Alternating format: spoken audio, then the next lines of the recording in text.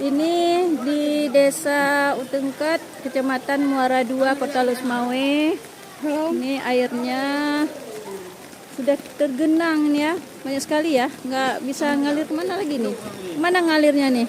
Ya. Hai Le ya, Bang Win. Ah?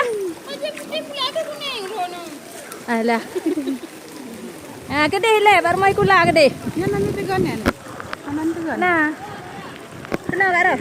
Ya, rumah sekolah SD 10 tergenang air. Ah, SD 10. Yuk Kak Ros. SD 10 sana. Ya. Nah, ini lihat nih. Ya Allah, rumahnya si Ira. Rumahnya si Ira itu mobil siapa? Sebuah mobil. Ayahnya Ira. Ah. Ya, sehari dengan pegatnya. Hai. Rudi. Rudi. Hai Mbak Dadah rolikot lah. Ikah roh mai pula mandang. Ya lagi nyoh jero. Kibai le. Hai Pak dari deh. Itu apa? Menuju ke Dayah Ulumuddin, jalan menuju ke Dayah Ulumuddin. Awak long dari Ralikot pun lalu rak bagi likut. Sampai Moron aja kan?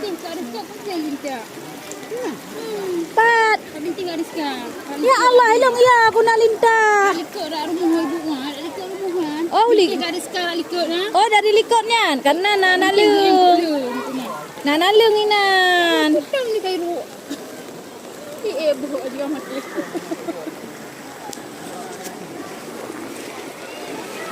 Inilah wajah-wajah ibu-ibu Kena banjir. Ibu-ibu kena banjir.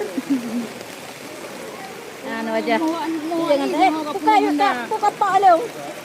Muat dia enggak penuh Honda. Nah, gua katanya. Kasipnya Kak Roh. Nah, sekilas lalu Kak Baida. Katanya banjir. Oh, manyang. Tapi banjir sih. Manyang ya nah. Biji beli manyang dong. Ya buat yang kemudian kan. Agung. Agung. Agung. Dadah. Bang Win.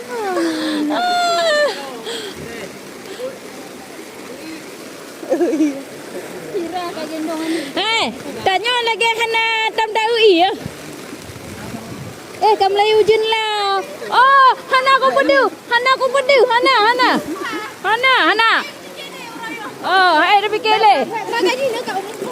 Ya, okey, sampai di sini ya. Ya, karena wifi hana terus kuno, jadi hanya ke siaran langsung hana paket, tambah paket. Kabar, Assalamualaikum warahmatullahi wabarakatuh. Sudah. Waalaikumsalam warahmatullahi wabarakatuh.